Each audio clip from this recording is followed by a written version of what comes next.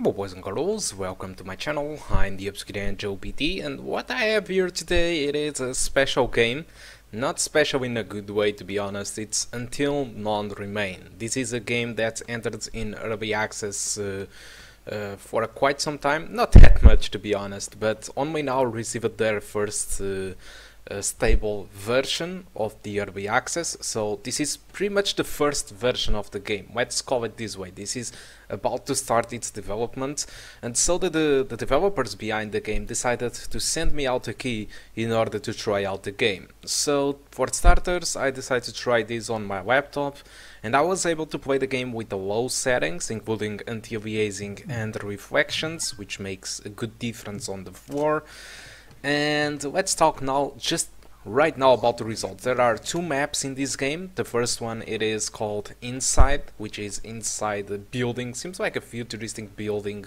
And I tried the game with 4 settings, all of them with the native resolution of my laptop, which is 1366 per 768, and I was able to get an experience above 30 frames per second with the low settings, averaging 45 frames per second, and if I used the minimum without anti-aliasing or reflections, I was able to get an average of 52.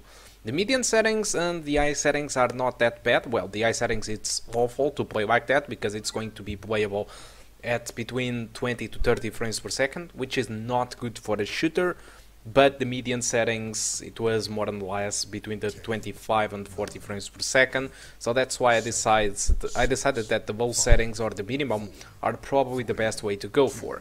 Although in the outside map, which is it seems like a Morse environment or a mountain region, and what I was able to get with the low settings was pretty much the same, but this time the minimum frame rate, it was 29, so I think that the experience between the low and minimum settings are possibly the best way to go for if you want to enjoy this game. Talking about enjoying the game, I wasn't really able to enjoy the game. It's not that the game it is bad or it crashes or anything. The game was 100% stable all the time that I played.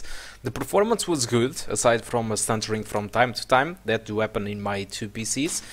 And this can be fixed in later versions because this is just their first version of the game, so there is a ton of work that can be done to fix the game, but I think that most of the stuff it is already done in this game. But the problem with this game, it is the fact that the game it is dead by now. There are no players online. I wasn't really able to play against other people aside from bots, which they are obviously very dumb, as you can see, and that is expectable because this is supposed to be a multiplayer game. It wasn't supposed to have bots online, okay?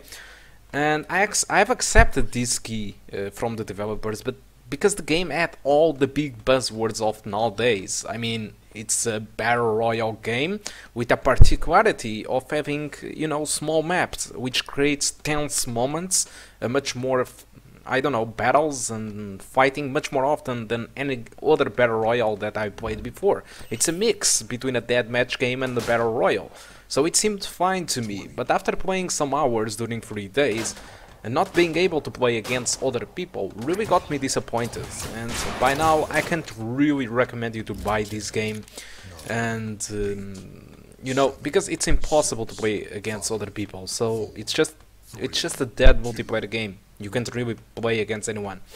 So this got me a little bit worried. I talked with the developers behind this game, and it's only 2 guys responsible for this project, which is impressive since the game it is very well done. But I've been talking about trying to make this game a little bit more popular, to try to convince them to go to free-to-play, but they want to try something first. They want to try to put the game on humble bundles and bundles in order to promote the games, probably Steam free weekends and stuff like that. But they are going to try that right now in January of 2018, and since this video is a little bit early than those movements they are about to do, what I want to say is that if this game gets players online, if this game starts to get some popularity, I don't see why I can't recommend it. I think it might be a good game for you to play, especially I can sense that there are a lot of things that will be improved in the game. This is the first version of the game and it works great. in my opinion. So all the good things, I can expect very good things to come in the future versions of this game. But without players, I can't really recommend. So if their moves work, and if this game gets players through Humble Bundles and stuff like that, I don't see why I can't recommend to you. It feels a nice game, and it's very cheap, so it might create good moments. There is also a lot of Battle Royale games that are free to play, so this game, the only particular thing that this game has, probably it's the fact of having small maps and you are fighting much more often than on all the other games.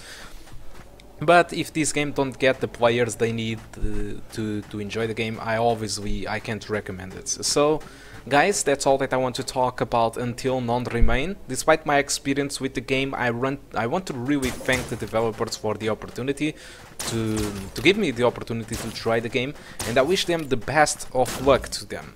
If the game gets relevant, I promise that I will cover this game again. Thank you a lot for watching, and I do hope to see you soon. Goodbye.